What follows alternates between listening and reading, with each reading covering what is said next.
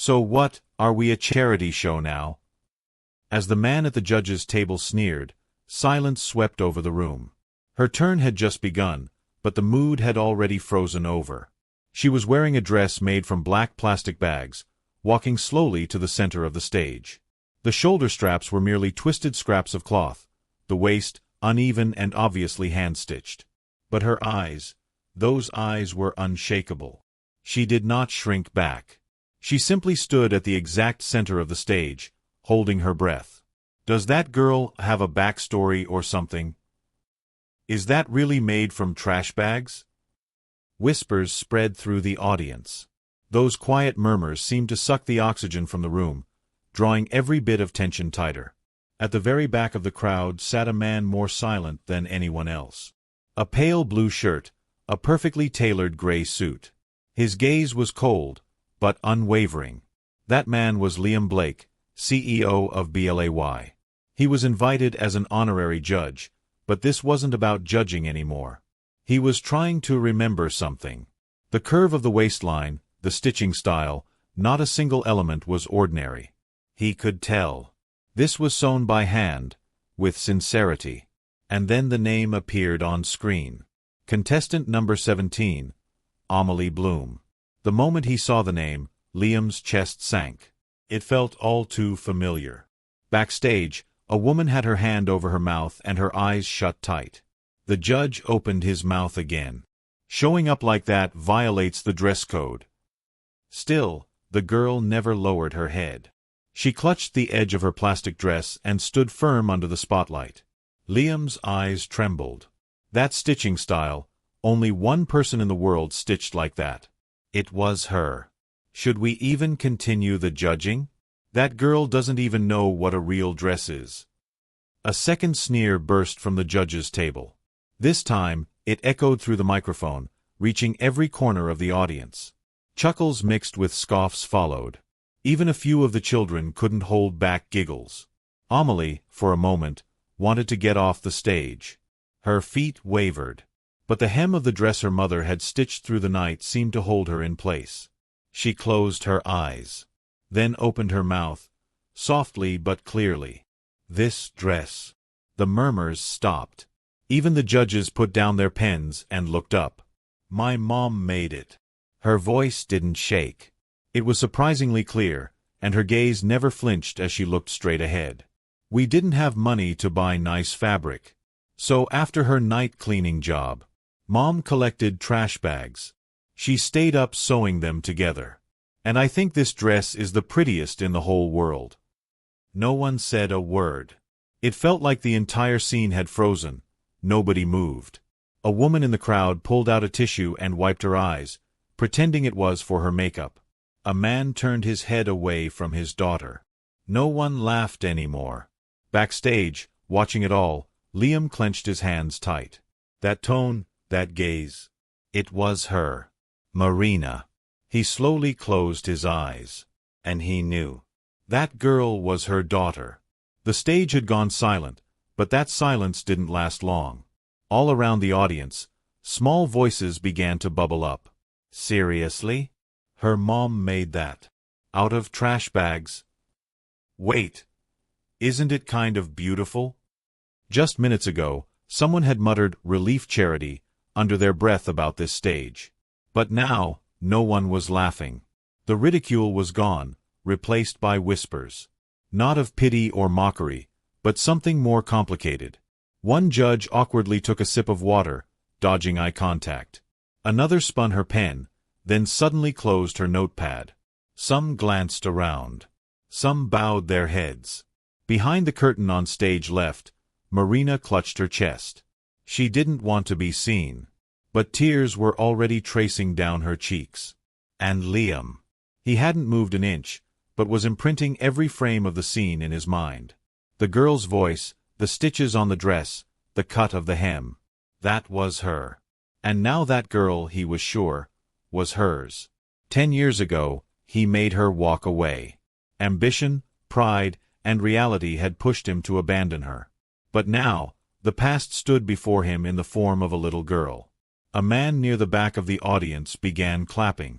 Just once. then another. People who had hesitated began clapping too. That soft applause soon filled the entire room. Amelie didn't lower her head. Instead, she wore a faint smile, walked confidently to the edge of the stage, and gave a small bow to the audience. In that moment, she looked like royalty. Liam, for the first time, closed his eyes and took a deep breath. And in his heart, he whispered to himself, "She is my daughter." The applause echoed through the hall, but that didn't mean it was approval. Judge Spencer slowly reached for the microphone. In the silence of the stage, his voice rang out, low and firm. Emotion is not a scoring criterion. Suddenly, the entire room froze. This competition is judged based on design completeness, creativity, and production feasibility. His words were cold and mechanical. Therefore, contestant number 17 does not meet the standard for the finals, and is eliminated from further consideration. A stir swept through the audience once again. But this time, there was no applause. Someone muttered, "Isn't effort enough?" Another whispered, "But that wasn't store-bought." Still, the results didn't change. Spencer cut off his own sentence cleanly and moved on. "Number 18, please get ready." The energy on stage chilled over, and Amelie disappeared, as if she'd never existed. Backstage, behind the curtains, Marina reached out to hold her daughter. But Amelie didn't cry. She simply whispered in a tiny voice, "It's okay, Mom. I got to wear the dress you made and stand on the stage." At that one sentence, Marina couldn't speak. She only held Amelie tighter, silently. And someone else had been watching them. Liam stood with one hand in his pocket, eyes locked on the pair. He was someone who had once chosen to abandon emotion, and succeeded. But now, in front of one child's sincerity, his success felt hollow. In that moment, he quietly opened his mouth, and softly murmured to his assistant, "This girl might just change the world." No one heard those words. But right then, his decision had begun. Names of the finalists began to appear one by one on the screen behind the stage. As each name was revealed, the contestants clasped their hands tightly. Some jumped in joy, others screamed with excitement. Amelie quietly pulled away from her mother's arms backstage. She walked slowly toward the monitor, slipping into the crowd of children her age. She was the quietest of them all, and the most nervous. 1, 3, 5. As each number lit up, the kids hugged each other and shouted. Applause burst again, and even the judges nodded with satisfaction. But Amelie was only staring at the numbers. Her number was 17. 17, Amelie Bloom. It hadn't come up yet. The screen was approaching its end. 24, 26, 28. And then, the last line. 30. That was the end. In that moment, every expression drained from her face. Her lips parted slightly, her pupils trembled. But she didn't say a word. She simply nodded slightly at the screen. A girl standing beside her covered her mouth with her hand and whispered, "I'm sorry you didn't make it." Amelie tried to smile, but her lips wouldn't move. She just turned around and walked away quietly. Marina reached out to hug her daughter, but Amelie left only one sentence behind. "Mom, let's go home. I just want to rest." That voice was sadder than any tears. Marina didn't say anything either. She just held Amelie's hand tightly. At that same moment, Liam threw a stack of documents aside. The conference room was noisy, but to him, it was dead silent. "Bring me her information. Right now." Liam's voice trembled, but it was firm. "What information, sir?" His assistant Olivia asked cautiously. He pointed at the screen. "The trash bag dress. The girl. She didn't make that dress. That's Marina." In that moment, the past stabbed into the present. Liam Blake was running back toward it. Amelie stood frozen in the wings, watching the celebration on stage. The finalists were hugging each other, their sequined dresses catching the spotlight like scattered diamonds. But she didn't move toward the exit. Instead, she walked back to center stage. The audience was already shifting their attention to the winners, but something about her quiet determination made them pause. Even Spencer looked up from his scoring sheets. Amelie gripped the microphone stand with both hands and spoke directly into it. "This is the most beautiful dress in the world." Her voice cut through the chatter like a blade. Every conversation stopped. Every head turned. "Because my mom made it for me." She curtsied once, perfectly, like she'd practiced in their tiny apartment mirror 1,000 times. Then she walked off stage with her head high, leaving behind a silence that felt sacred. Marina's knees buckled backstage. She grabbed a curtain rope to keep from falling, tears streaming down her face. Other parents stared, some with pity, others with something approaching awe. But someone else had stopped breathing entirely. Liam Blake sat motionless in his chair, knuckles white against the armrest. That curtsy. That exact movement. He'd seen it before. 10 years ago. Marina practicing for a job interview in their cramped apartment, asking him to watch. The same graceful dip. The same confident smile. His chest seized with recognition and regret. The auditorium emptied around him, but Liam couldn't move. His assistant Olivia approached cautiously, having never seen him like this, staring at nothing, jaw clenched tight. "Sir, the car is waiting." He didn't respond. His eyes were locked on the empty stage where that little girl had made her declaration. The stitching on her dress. He knew those stitches. Marina had sewn like that, tiny, precise crosses that looked machine-made but weren't. She'd learned it from her grandmother, practiced until her fingers bled. He'd watched her sew his shirts when they couldn't afford dry cleaning. The same pattern. The same careful attention to every thread. Liam's phone buzzed with a text about quarterly reports. He didn't read it. Instead, he stood abruptly and walked toward the stage. Olivia followed at a distance, confused. He climbed the steps and knelt where Amelie had curtsied.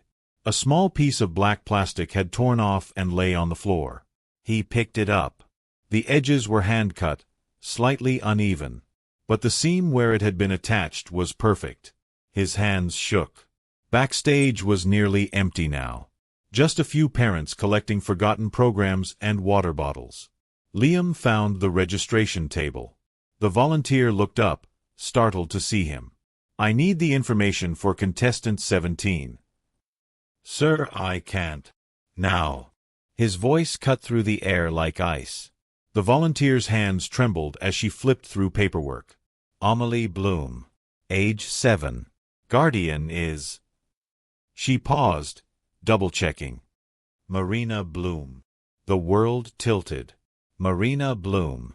She'd changed her last name. But it was her. Liam's vision blurred. He gripped the table edge to steady himself. "Address." "Sir, this is confidential." He pulled out his wallet and placed $500 bills on the table. The volunteer's eyes widened. "Riverside Apartments. Building C, Unit 47. Building C.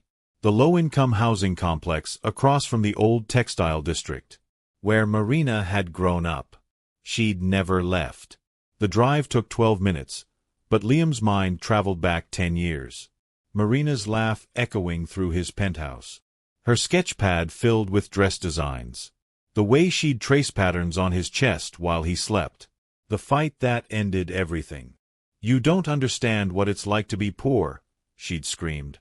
"You've never had to choose between rent and food." "Then let me help you," he'd said.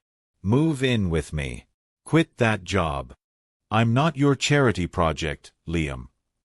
She'd left that night. He'd been too proud to follow.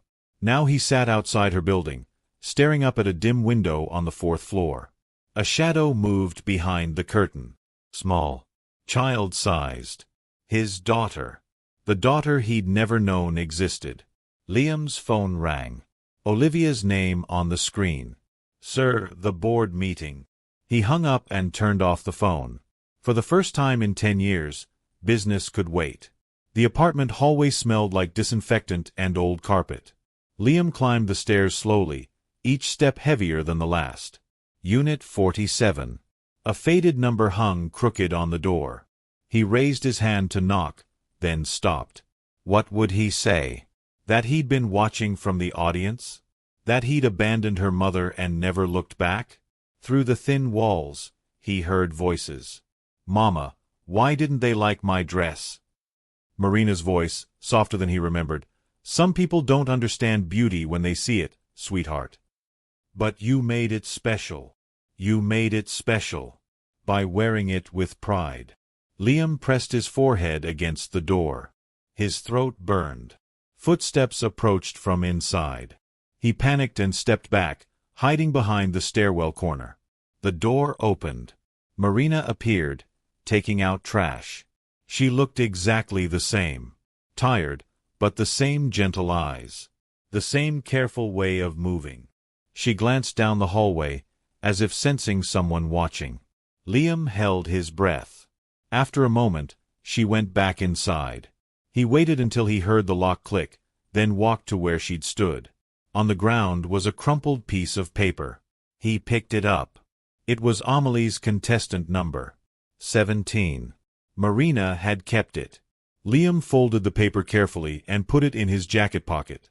Then he walked back to his car and made a phone call. "Olivia? I need you to find someone for me." Quietly. "Who, sir?" He stared up at the dim window one more time. "The woman who's going to change everything." Liam's penthouse office at 3 a.m. Empty coffee cups lined his desk. Security footage from the fashion show played on repeat on his monitor. He paused the video at 47 minutes, 23 seconds. Amelie's curtsy, frozen mid-frame. His desk drawer opened with a sharp click. Inside, buried under business cards and contracts, was a yellowed envelope. Never opened.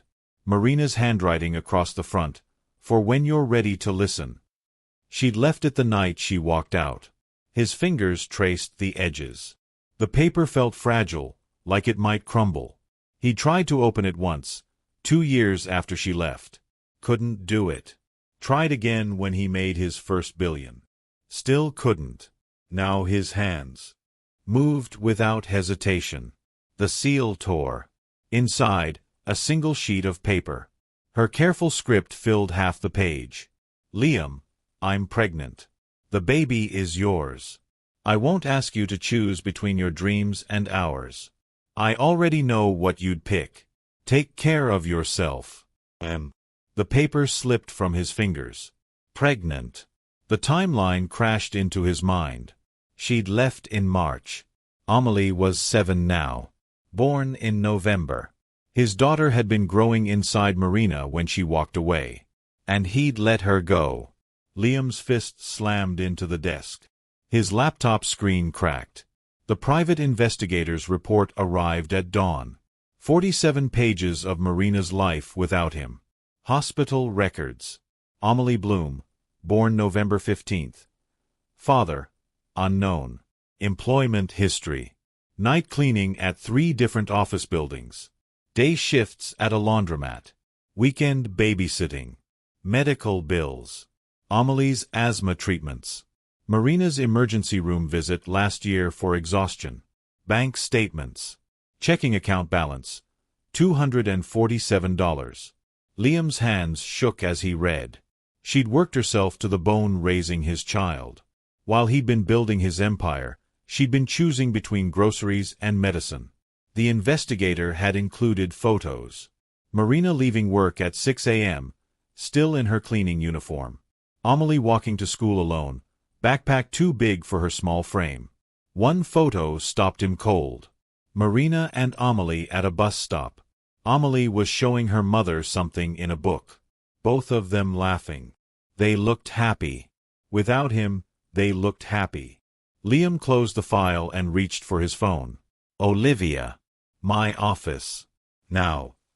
Olivia arrived in 12 minutes, still in her pajamas and a hastily thrown-on coat.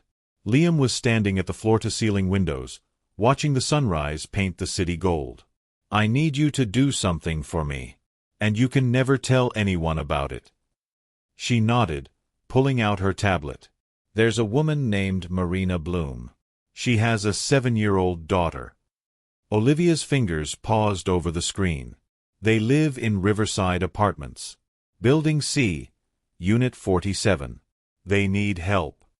What kind of help, sir? Liam turned from the window. His eyes were red-rimmed but focused. Everything. But they can't know it's from me. Sir. Set up a foundation. Anonymous donors. Make it look legitimate. I want them to have a house with a design studio. I want the girl in the best schools. I want Marina to have the chance to design again. Olivia scribbled notes frantically. And if they ask who's behind it, tell them it's someone who believes in second chances. He walked to his desk and pulled out his checkbook. How much should I? Whatever it takes. Marina was folding laundry when the doorbell rang. Amelie was at the kitchen table, coloring. She looked up hopefully. Maybe it's Mrs. Chen with cookies again.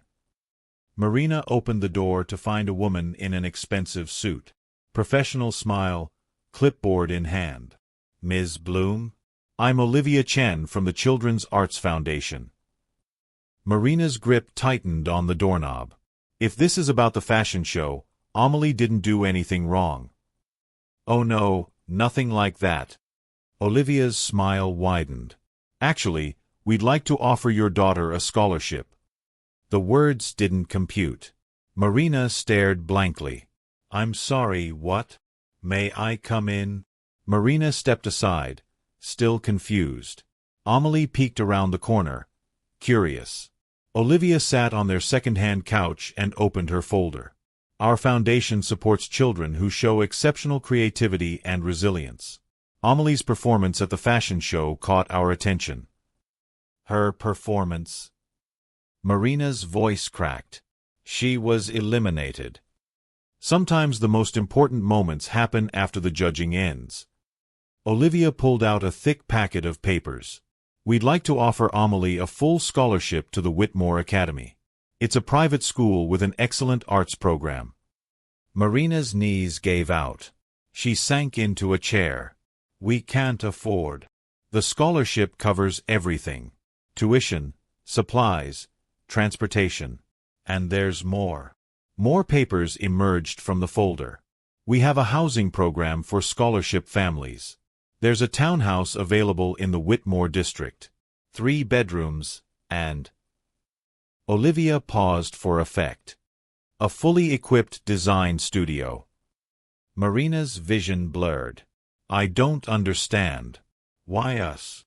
Because talent deserves opportunity, regardless of circumstances. Amelie had crept closer, listening. Mama, what's a design studio? Marina couldn't speak. Olivia answered gently. It's a special room where your mother can create beautiful clothes. Like the dress she made for you. Amelie's eyes went wide. Really? Mama could make dresses for other kids too. Marina's tears started falling. There has to be a catch. People don't just give away houses. Olivia reached across and touched her hand. The only requirement is that you accept the help. Can you do that? The townhouse was everything Olivia had promised and more. Marina stood in the design studio, running her fingers over the industrial sewing machine. Professional cutting tables. Rolls of fabric in every color imaginable. Amelie raced through the house, her footsteps echoing in rooms 3 times the size of their old apartment. Mama, I have my own bathroom. Marina laughed through her tears. When was the last time she'd heard Amelie sound so carefree? Olivia appeared in the doorway. The movers will bring your belongings tomorrow. Take your time settling in. I still don't understand why. Does it matter? Marina considered this.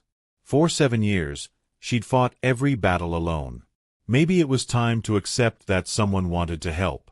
What do I tell people when they ask who's paying for all this? Olivia smiled mysteriously. Tell them you have a guardian angel. Across town, Liam watched the security feed from the townhouse cameras. Marina was sitting on the floor of the design studio, surrounded by fabric samples. Amelie was curled up next to her, already asleep. Marina picked up a piece of black silk and held it to the light. Her expression was one he remembered from their apartment days. Pure creative focus. His phone buzzed. A text from Olivia. "They're settling in well." Marina cried for an hour. Liam typed back, "Happy tears." The happiest. He leaned back in his chair and allowed himself a small smile. For the first time in 10 years, he'd done something right. But as he watched Marina sketch her first design in the new studio, a plan was already forming in his mind. The dress Amelie had worn to the fashion show wasn't just a costume made from trash bags. It was the inspiration for something bigger. Something that would change everything. The BLAY boardroom fell silent when Liam walked in carrying a black plastic bag. 12 executives in $1,000 suits stared as their CEO placed the bag on the mahogany conference table. "Gentlemen, ladies, I want to talk about our next product line." James Morrison, the head of design, cleared his throat. "Sir, if this is about the quarterly projections, it's about revolution." Liam pulled a photo from his jacket. Amelie on stage, mid-curtsy, in her plastic dress. This 7-year-old girl just showed us the future of fashion. Confused glances around the table. Sustainable materials. Zero-waste production. Clothes made with love instead of machines. Sarah Kim, the marketing director, leaned forward. "RD, are you suggesting we manufacture clothing from garbage bags?" "I'm suggesting we manufacture clothing from recycled materials that look and feel better than anything we've ever made." Liam opened his laptop. A presentation filled the wall screen. BLAY Green. A children's line focused on environmental responsibility and emotional connection. The first slide showed Amelie's dress, digitally enhanced but maintaining its essential character. Every piece tells a story. Every purchase supports a child in need. Morrison scoffed. "Sir, with respect, our customers pay premium prices for luxury. They're not going to buy clothes that look homemade." Liam's smile was sharp as a blade. "Watch them." He clicked to the next slide. Market research data scrolled past. 73% of parents say they'd pay more for clothes that teach their children about sustainability. 86% want brands that give back to communities. The room's energy shifted. "We're not selling clothes. We're selling values. Purpose. The feeling that their purchase matters." Jennifer Walsh, the CFO, raised her hand. "What's the timeline?" 6 months to launch.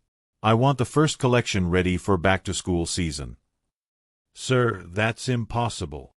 "Nothing's impossible when you have the right inspiration." Liam clicked to the final slide. A logo concept, BLAY Green, with a small heart stitched into the lettering. "Find me the best sustainable materials engineers' money can buy. I want fabrics that feel like silk but decompose like leaves. I want colors that pop but come from plants." He stood up, commanding the room. "And I want every piece in this line to be something a mother would make for her child if she had unlimited resources and unlimited love." The executives scribbled notes frantically. "Questions?" Morrison raised his hand tentatively. "Sir, what inspired this direction? It's quite a departure from our usual luxury focus." Liam looked at the photo of Amelie one more time. "I met someone who reminded me what fashion is really about." He closed the laptop and headed for the door. "It's not about status or price tags. It's about making someone feel beautiful exactly as they are." The door closed behind him, leaving 12 executives staring at a black plastic bag and wondering what their billionaire CEO had just committed them to. But in his private elevator, Liam was already 3 steps ahead. BLAY Green wasn't just a product line. It was his way back to the family he'd lost. And Marina was going to help him build it, whether she knew it or not. The fabric samples arrived at Marina's studio at dawn. Boxes upon boxes of materials she'd only dreamed of touching. Organic cotton that felt like clouds. Recycled polyester that shimmered like silk. Hemp blends softer than cashmere. The delivery note was simple, for the BLAY Green collaboration. Create something beautiful. Marina's hands trembled as she opened the first box. Inside, a black fabric that looked exactly like plastic but moved like liquid. The accompanying card read, "Recycled ocean waste. Waterproof. Machine washable. Biodegradable in 5 years." She held it up to the morning light streaming through her studio windows. It was perfect. Amelie bounded down the stairs, still in her pajamas. "Mama, what's all this?" Marina spread the black fabric across her cutting table. Her mind was already racing with possibilities. "Someone wants me to design clothes for children. Like my fashion show dress?" Marina paused. The connection hit her like lightning. "Exactly like your fashion show dress." 3 blocks away, in a black sedan, Liam watched through binoculars as Marina began sketching her first design. Her movements were exactly as he remembered. The way she held her pencil at a slight angle. How she'd pause, tilt her head, then attack the paper with sudden inspiration. His phone buzzed. Olivia's voice was cautious. "Sir, the design team is asking for more specific direction on the BLAY green line." "Tell them to wait, sir. Marina Bloom is designing it for us. She just doesn't know it yet." Through the binoculars, he watched Marina hold up a half-finished sketch. Even from this distance, he could see her smile. "How long do we wait?" Liam lowered the binoculars and started the engine. "Until she creates something that will change the world." Marina worked for 18 hours straight. Coffee cups accumulated on her desk. Fabric scraps covered the floor like confetti. By midnight, she had it. A dress that looked exactly like Amelie's fashion show creation, but elevated. The silhouette was the same, simple, elegant, timeless. But the construction was revolutionary. Hidden pockets for treasures. Adjustable hems that grew with the child. Reinforced knees that could survive playground adventures. And the fabric, that miraculous black material that felt like a hug. She held up the finished prototype and laughed out loud. It was perfect. The doorbell rang at 12:47 a.m. Marina opened it to find Olivia, looking surprisingly alert for the middle of the night. "Ms. Bloom, I'm sorry to disturb you so late, but we have an opportunity." "What kind of opportunity?" Olivia stepped inside and saw the dress hanging on Marina's dress form. Her breath caught. "That's extraordinary." Marina felt a flush of pride. "It's based on something Amelie wore recently. I thought maybe other children would like it too." "They will. That's why I'm here." Olivia pulled out her tablet and showed Marina a logo, BLAY green. "Have you heard of BLAY?" Marina's eyes widened. Everyone knew BLAY, the most exclusive fashion house in the country. They're launching a sustainable children's line. And they want you to be the lead designer. The room spun. Marina gripped the back of a chair. "That's impossible. I'm nobody. I clean offices for a living." "Not anymore." Olivia swiped to a contract on her tablet. "They saw your work. This dress specifically. They want to build an entire collection around your vision." Marina stared at the numbers on the screen. More money than she'd made in her entire life. "What's the catch?" "No catch. Just one unusual request." Olivia hesitated. "They want you to model the collection yourself." The BLAY photography studio was a cathedral of white light and chrome. Marina had never seen anything like it. Professional photographers adjusted massive cameras. Assistants arranged props with military precision. Makeup artists prepared palettes of colors Marina couldn't name. She stood in the doorway, clutching Amelie's hand, feeling completely out of place. "Mama, it's like a spaceship," Amelie whispered. The head photographer, a woman with silver hair and kind eyes, approached them. "You must be Marina. I'm Sarah.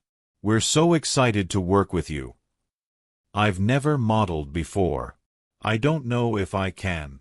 "You can. Trust me." Sarah led them to a rack of clothes. Marina's designs, but manufactured with precision she'd never achieved in her home studio. Each piece looked like it belonged in a museum. We're going to start simple. You and Amelie, wearing matching outfits. Mother and daughter. The campaign is about love, connection, sustainability. Marina picked up one of the dresses. The black fabric flowed through her fingers like water. It's beautiful. It's yours. You created this. For the first time in years, Marina felt proud of something she'd made. The photo shoot lasted 6 hours. Marina had never felt more beautiful. The black dress moved with her like a second skin. Amelie twirled beside her, giggling as the photographers captured their joy. But the strangest part was the feeling that someone was watching. During breaks, Marina would glance toward the observation deck above the studio. Sometimes she'd catch a glimpse of a figure in a dark suit. Whenever she looked directly, the figure would disappear. "Who's up there?" she asked Sarah during a lighting change. "Probably executives. They like to observe important shoots." "Important." Sarah smiled mysteriously. "Marina, this campaign is going to change everything. For BLAY, for sustainable fashion, for you." The final shot was Marina and Amelie silhouetted against a white backdrop. Mother and daughter, hands clasped, wearing identical dresses that seemed to glow in the studio lights. When the photographer called, "That's a wrap," the entire crew applauded. Marina felt tears on her cheeks. "Mama, why are you crying?" Amelie asked. "Because I'm happy, sweetheart. Really, truly happy." Above them, in the observation deck, Liam watched his family through one-way glass. Marina looked radiant, confident, like the woman he'd fallen in love with a decade ago. Amelie was pure joy in motion. His daughter, wearing a dress inspired by her own creation, surrounded by people who appreciated her mother's talent. This was how it should have been all along. Olivia appeared beside him. "The photos are incredible. Marketing wants to fast-track the campaign launch." "How fast?" 2 weeks. They want to debut at New York Fashion Week."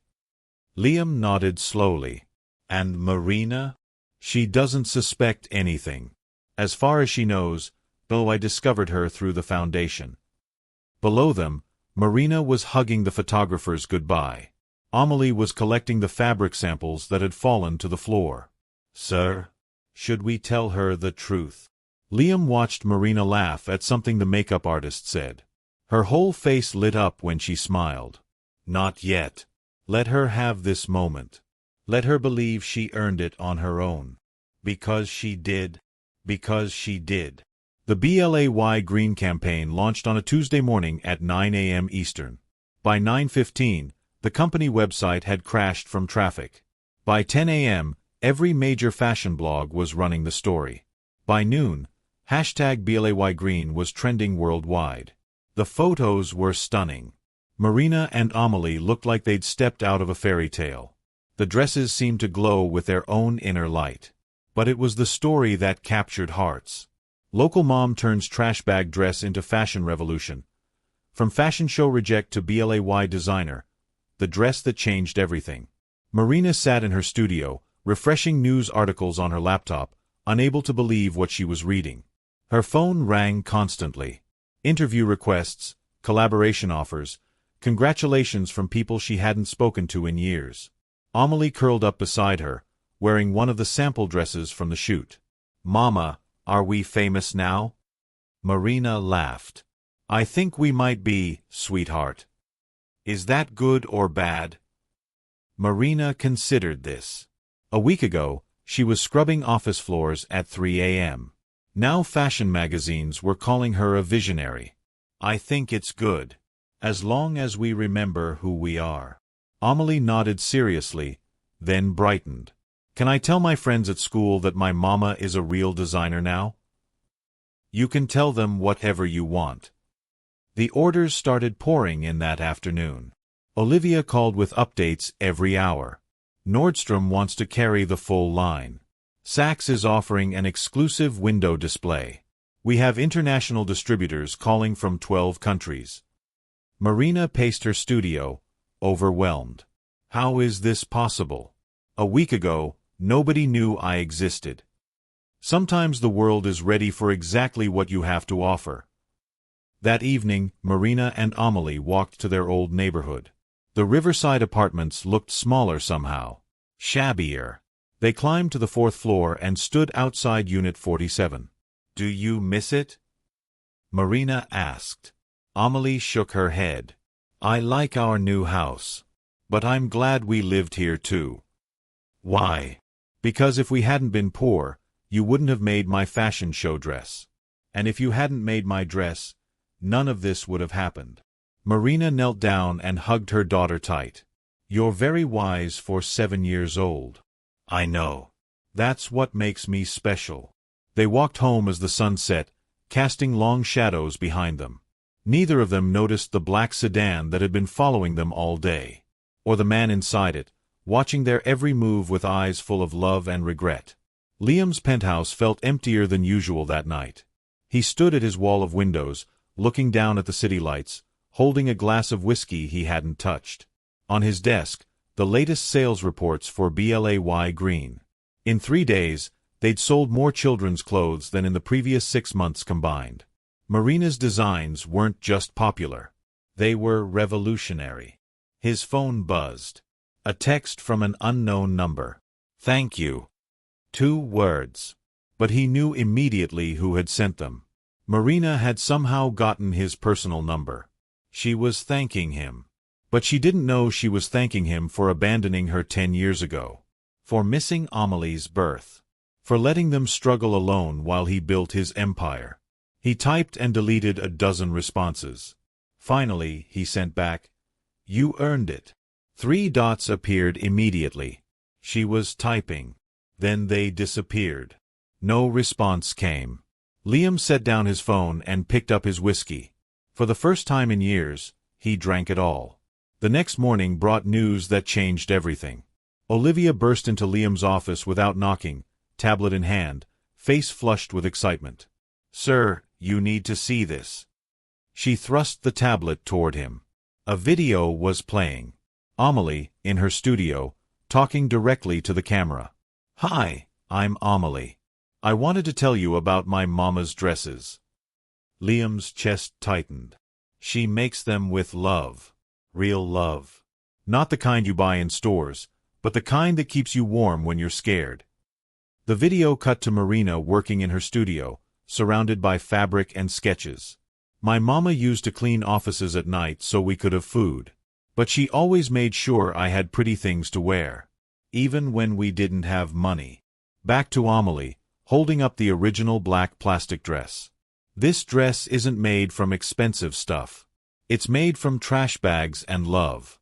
But it's the most beautiful dress in the world because my mama made it for me." The video ended with mother and daughter hugging in their new studio. "Where did this come from?" Liam's voice was hoarse. "Marina posted it on social media this morning. It's already been shared 50,000 times." Liam watched the video again.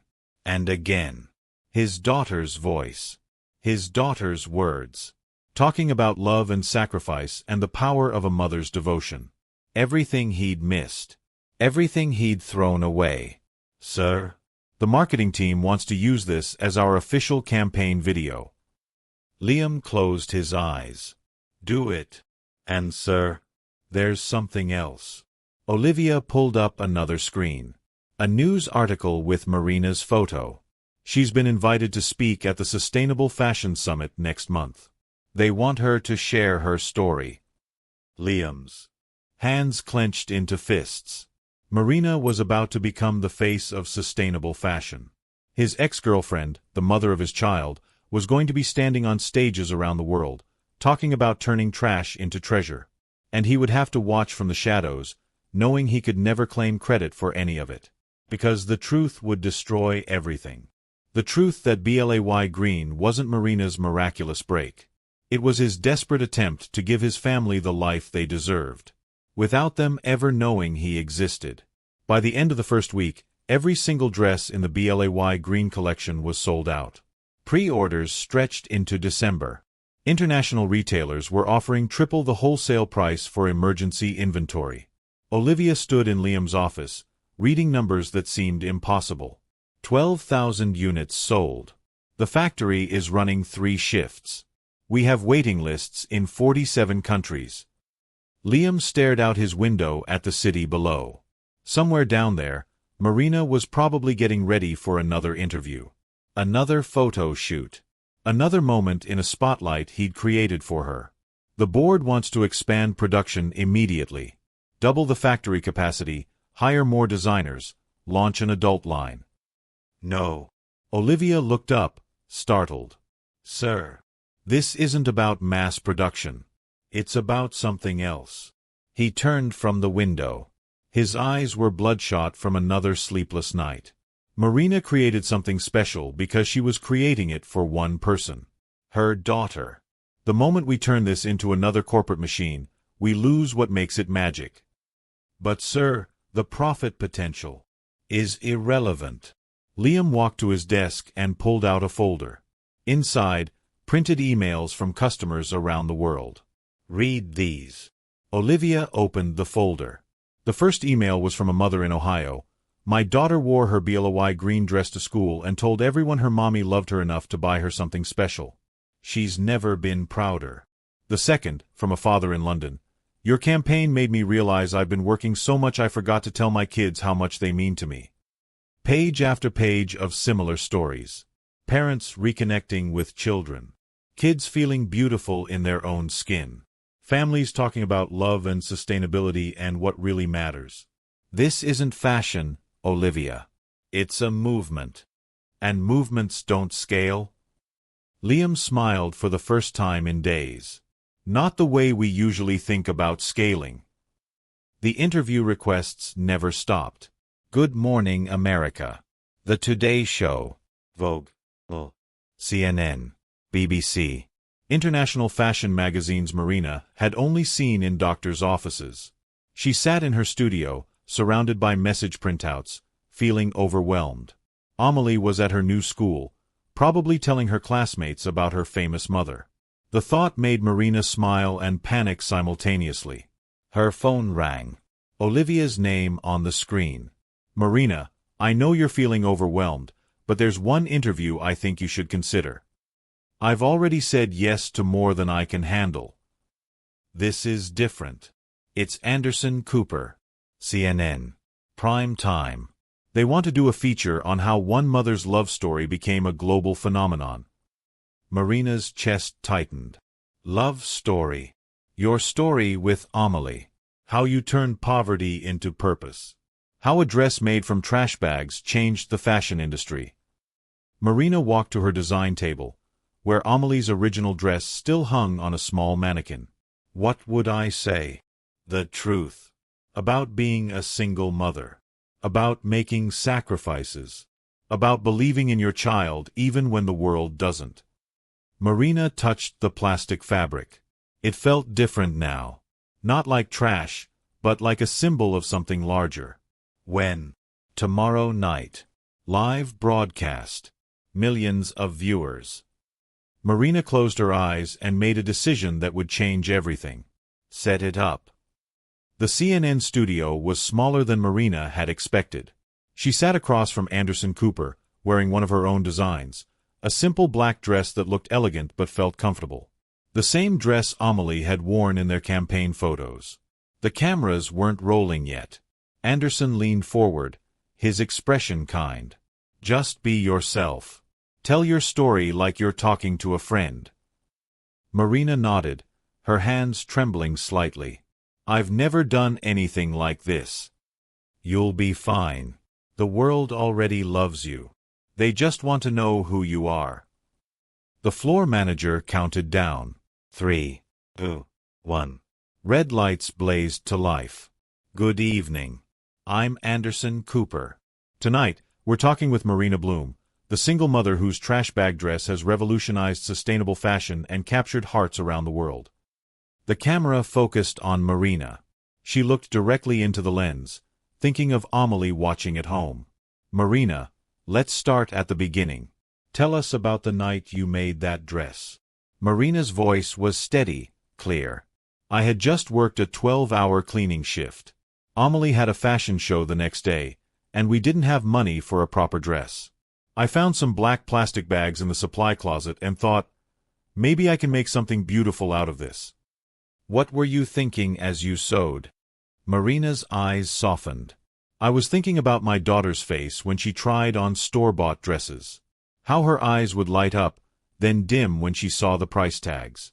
I wanted her to have that light, even if I had to create it myself. And when she wore the dress to the fashion show, she was eliminated. The judges said it wasn't a real dress. Anderson's expression hardened. How did that make you feel? Heartbroken. Not for me, but for her. She was so proud of what we'd created together. But Amelie had a different reaction. Marina smiled, tears forming. She stood on that stage and told everyone it was the most beautiful dress in the world because her mama made it. In that moment, I realized she was right. The interview continued for 20 minutes. Marina talked about working 3 jobs, about choosing between groceries and school supplies, about the night she cried in her bathroom because she couldn't afford to take Amelie to a movie. But she also talked about the joy, the bedtime stories, the way Amelie would draw pictures of dresses she wanted Marina to make someday. What would you say to other single mothers watching tonight? Marina looked directly into the camera. Your love is enough. Even when it doesn't feel like it. Even when the world tells you it isn't. Your children see your sacrifices, and they will remember your love long after they forget what you couldn't buy them. When the cameras stopped rolling, Anderson reached across and squeezed her hand. That was beautiful. You're going to help a lot of people tonight. Marina wiped her eyes. I hope so. Liam watched the interview from his penthouse, alone. When Marina talked about working 3 jobs, his hands clenched into fists. When she described choosing between groceries and school supplies, he threw his whiskey glass against the wall. When she said her love was enough, he broke down completely. For 10 years, he'd told himself he'd made the right choice. That ambition and success mattered more than love. That Marina and their unborn child would be better off without him. He'd been wrong about everything. His phone buzzed with congratulator. Why texts from business associates? The BLAY Green campaign was being hailed as a marketing masterpiece. Stock prices were soaring. Industry publications were calling it the most successful product launch in fashion history. But all Liam could think about was Marina's voice saying she'd cried in her bathroom because she couldn't afford a movie ticket. While he'd been building his empire, his daughter had been going without. While he'd been closing billion-dollar deals, Marina had been working overnight cleaning shifts to pay rent. While he'd been celebrating his success, his family had been struggling to survive. He picked up his phone and dialed Olivia. I need you to do something for me. Sir, it's almost midnight. Find out everything about Amelie's medical history. Every doctor visit, every prescription, every bill Marina couldn't pay. Sir. And I want a complete financial analysis of what it would have cost to support them properly for the past 7 years. Housing, healthcare, education, everything. What are you planning? Liam stared at the broken glass on his floor. I'm planning to fix the biggest mistake of my life. The medical records arrived the next morning in a sealed envelope. Liam opened it with shaking hands. Amelie's birth certificate. Father. Unknown.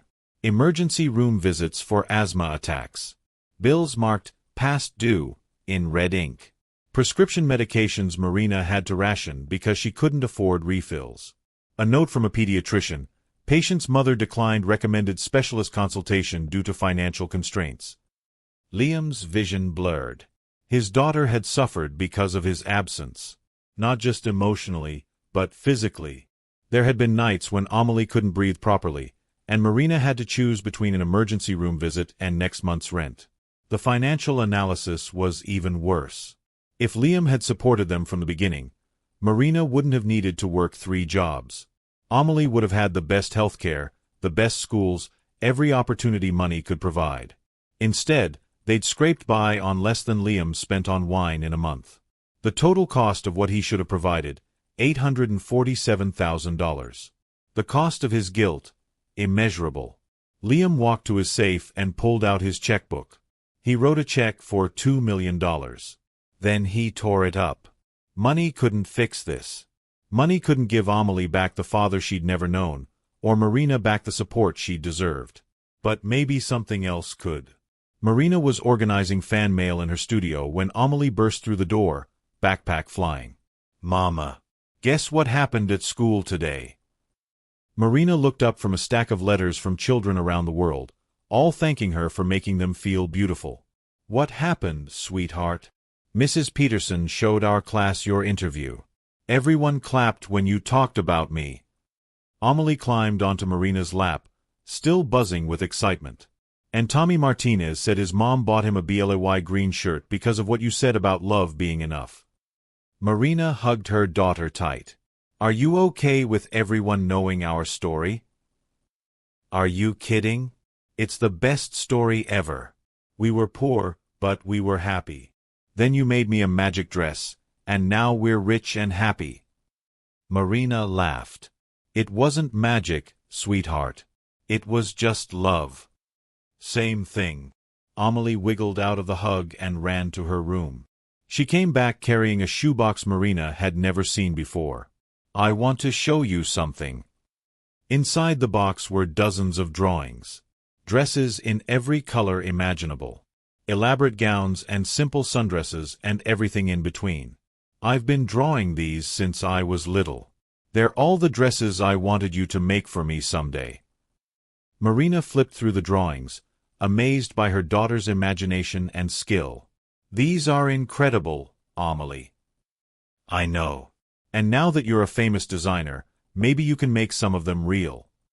At the bottom of the box was something that made Marina's heart stop. A small envelope, addressed in careful 7-year-old handwriting, "To my daddy, wherever you are." "What's this, sweetheart?" Amelie's cheeks turned pink. "I wrote it last year. When kids at school were talking about Father's Day. I thought maybe if I wrote a letter, somehow you'd find him and give it to him." Marina's hands trembled as she held the envelope. "Do you want to know about your father?" Amelie nodded seriously. "I used to think he didn't want us. But now I think maybe he just doesn't know about us." Marina's throat tightened. If only she knew how wrong she was. "What would you say to him if you met him?" "I'd say thank you." "For what?" "For helping make me. And for staying away so you could be the best mama in the world." Marina pulled Amelie close, tears streaming down her face.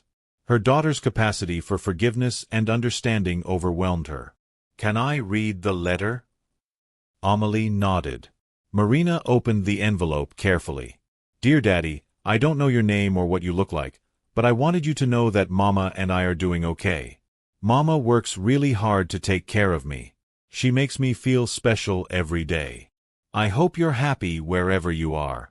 Maybe someday we can meet. But if we can't, that's okay too. Mama says love doesn't need to be in the same place to be real. I love you even though I don't know you. Love, Amelie." Marina couldn't breathe. Her 7-year-old daughter had written the most beautiful, heartbreaking letter she'd ever read. "Amelie, you are the most amazing person I know. I get it from you, Mama." That night, after Amelie was asleep, Marina sat in her studio staring at the letter. She thought about Liam, wherever he was. Did he ever wonder about the child they might have had? Did he know that child was real, and perfect, and forgiving? She pulled out her laptop and opened a search engine. Her fingers hovered over the keyboard for a long moment. Then she typed, "Liam Blake BLAY CEO." His photo appeared immediately. Older, more serious, but unmistakably him. The same eyes that had looked at her like she was the most important person in the world. She stared at his face for a long time, remembering. Then she noticed something in the background of one of the photos. A framed picture on his desk, too blurry to make out clearly. But the frame looked familiar. It was the same silver frame that used to hold their photo together in his old apartment. Marina's heart began to race. She opened another browser window and searched for BLAY green launch announcement. The press release was dated 6 months ago. right after Amelie's fashion show. The timing wasn't a coincidence. Blay Green hadn't discovered her through the foundation. Liam had been watching. He'd seen Amelie on that stage, in the dress Marina had made. He'd created the entire campaign for them. Marina didn't sleep that night. She paced her studio, pieces of the puzzle clicking into place. The anonymous foundation that had offered them the house. The mysterious benefactor who'd provided the design materials. The Blay collaboration that had appeared out of nowhere. All of it traced back to one person. Liam Blake. The father Amelie had never known. At dawn, Marina made a decision. She called Olivia. I need to know something, and I need you to tell me the truth. Olivia's voice was cautious. What do you need to KN? Ow. Who really created Blay Green? Silence on the other end of the line. Marina. Was it Liam? More silence. Olivia. I know the timing of everything isn't a coincidence. I know he tried to contact me years ago. Finally, Olivia spoke. He made me promise never to tell you. I'm not asking you to break a promise. I'm asking you to confirm what I already know. Yes. It was Liam. All of it. The foundation, the house, the collaboration. He's been watching over you and Amelie since the fashion show. Marina closed her eyes. Does he know about Amelie? He knows she's his daughter. How long has he known? Since the night of the fashion show. He recognized your stitching style. Marina sank into a chair. Why didn't he contact us directly? Because he didn't think he deserved to. Because he was afraid you'd refuse his help if you knew it came from him. Because he loves you both too much to risk losing you again. Marina wiped tears from her cheeks. Where is he now? Probably in his office. He's been working around the clock since the campaign launched. I think he's trying to make up for lost time. Marina stood up and walked to her closet. What are you doing? I'm going to see him. Marina, wait. I've waited long enough. The Blay building was a tower of glass and steel that seemed to pierce the clouds. Marina stood on the sidewalk, looking up at the top floors where Liam's office was located. She was wearing the black dress from her CNN interview. The same style as Amelie's fashion show dress, but refined, elegant. A symbol of how far they'd come. The lobby was intimidating. Marble floors, abstract art, security guards in expensive suits. Marina approached the reception desk. I'm here to see Liam Blake. The receptionist looked her up and down, clearly unimpressed. Do you have an appointment? No, but Mr. Blake doesn't see anyone without an appointment. Marina pulled out her phone and showed the receptionist a photo from the Blay Green campaign. I'm Marina Bloom. The receptionist's eyes widened. Oh my God. You're her. The dress lady.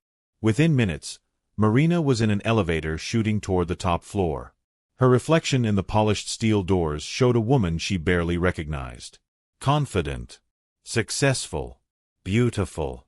But inside, she felt like the scared 20-year-old who'd walked away from Liam 10 years ago. The elevator doors opened. Olivia was waiting. He doesn't know you're coming. Good. Marina, he's not the same person you remember. Success changed him. Made him harder. Did it? Olivia considered this. Maybe not. Maybe it just made him better at hiding who he really is. They walked down a hallway lined with awards and magazine covers. Blay's greatest hits. Liam's empire on display. At the end of the hall, massive double doors. Olivia knocked once, then pushed them open. Sir? There's someone here to see you. Marina stepped into the office. Liam was standing at the floor-to-ceiling windows, his back to the door. He was on the phone, gesturing as he spoke. I don't care what the board wants. We're not expanding production until... He turned around and saw her. The phone slipped from his hand and clattered to the floor. For a moment, Neither of them moved. 10 years collapsed into nothing. Marina looked exactly as he remembered, but different. Stronger. More beautiful, if that was possible. Liam looked older, more serious, but his eyes were the same. The eyes that had looked at her like she was the most important person in the world. "Hello, Liam."